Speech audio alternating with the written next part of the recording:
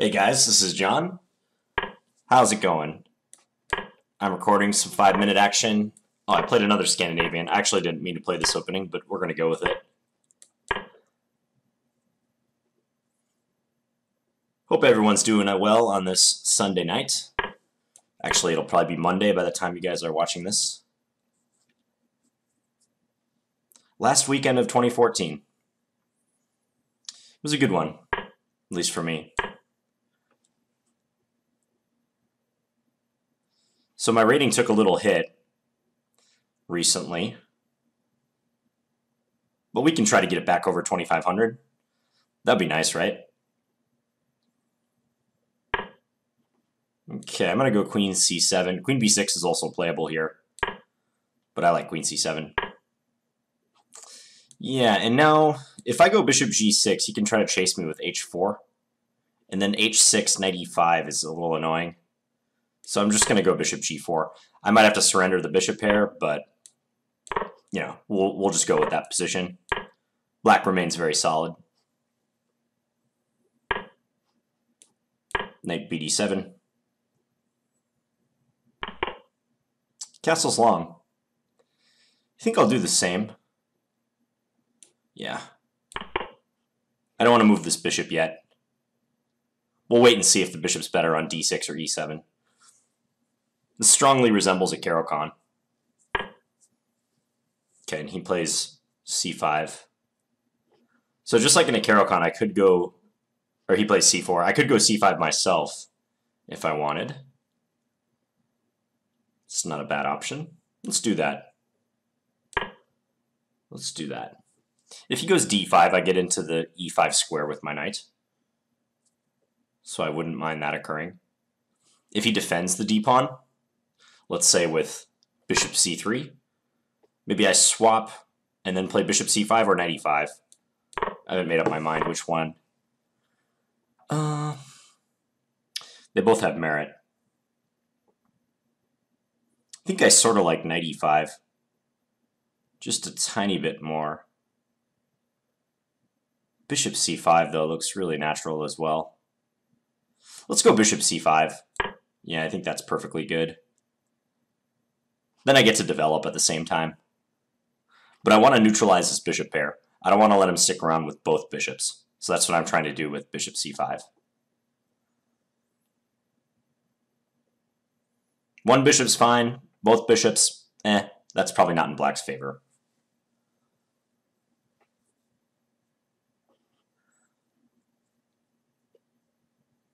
Yeah, and if he retreats bishop c3, I'm going to play knight e5 and fork his queen and bishop. So he takes there.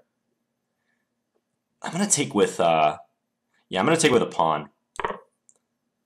This seems unorthodox, like why damage a perfectly good pawn structure?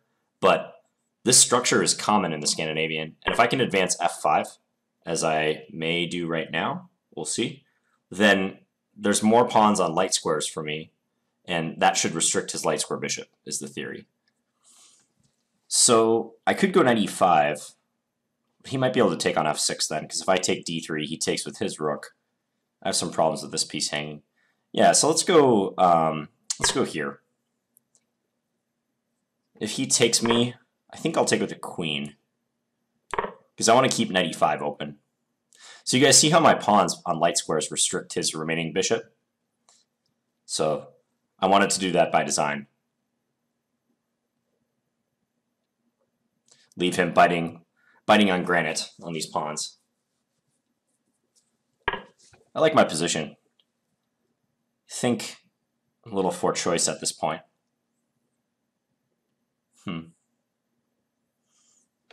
Let's trade. Check. Let's go to this endgame.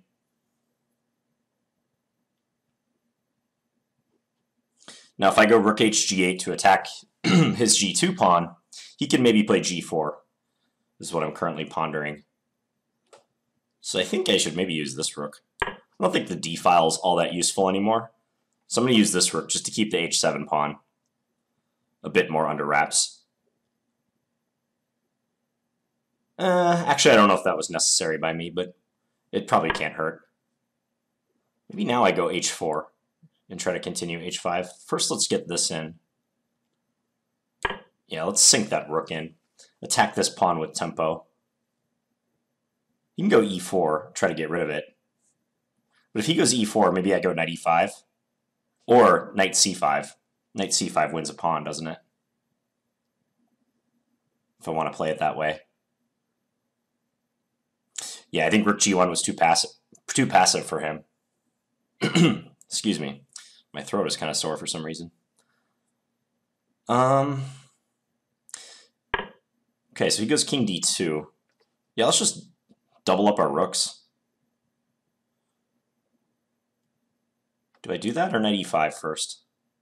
Let's go knight e5 first. I just want to see how he responds. He can go king e2 though. That was maybe inaccurate by me. King e2 is a little annoying.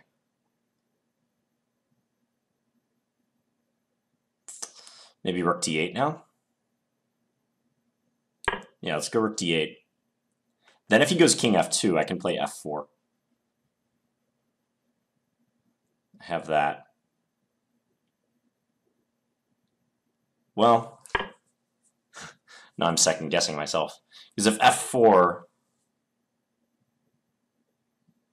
If f4, he might be able to take on h7. It's weird, but I think it works.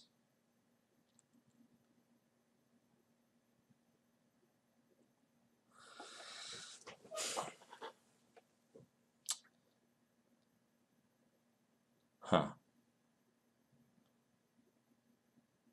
Whatever, let's do it. I think it's still good. I think I still want a pawn, even if I play it this way. So I'm just going to go for it. Yeah, now I'll take here first. Yeah, let's do that. Check.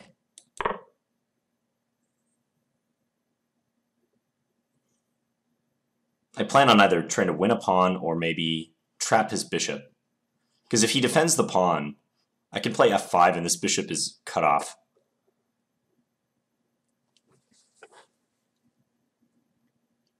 I misplayed it a few moves back, but that's okay. I still like my chances. All right, so let's do this as planned. Also, knight d3 becomes possible. Yeah, that's a big threat now, knight d3. It's kind of a funny threat. Not unblocking his bishop from capturing my knight. Knight d3, king f1, rook e1, mate. Check. I could play knight d3 right now, but I don't see a good reason to do so. Does that, okay. So he's trying to rescue his bishop.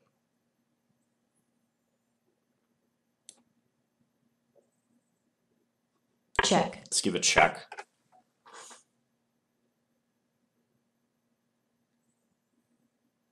Let's go here. This is tricky because now knight e3 is a threat. And also knight f6 is a threat. Yeah, I think this is strong because now I trap his bishop, right? Yeah, that bishop's a goner. He got trapped behind enemy lines.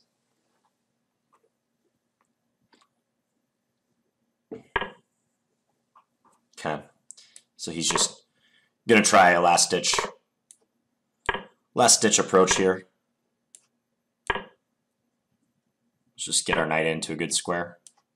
Let me go after this pawn. Check. We can stop that guy, no problem.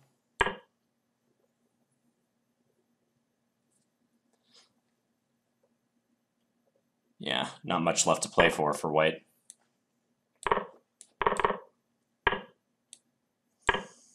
As long as I don't blunder something. Let's just cut him off. Let's go b6. Does knight c3 trap his rook? Time warning. Yeah.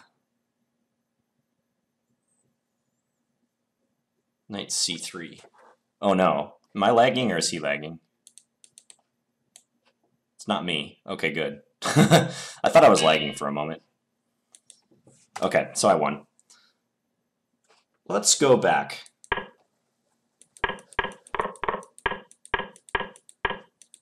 So standard-ish line. Now he goes knight e4. Typically, when people move this knight to do a discovered attack on the black queen, they'll play bishop c4 first and enable knight d5, so this line, which I've referenced in other videos. That's most common. Knight e4 gives black a choice. I could go to b6. In fact, there's some Scandinavian players who think queen b6 is more accurate here. But I just played queen c7. That's the normal square for the queen. He went here. Now, if I play bishop g6, this is a standard move. Something that's happened to me before in this line is they'll go h4. I'll play h6 so as to stop the threat of h5. And then they go knight e5, attacking the bishop. And if I don't want a horribly mangled pawn structure, I have to play bishop h7. But then they can continue with bishop c4. And actually, this might be okay for black, but I think I have to tread very carefully.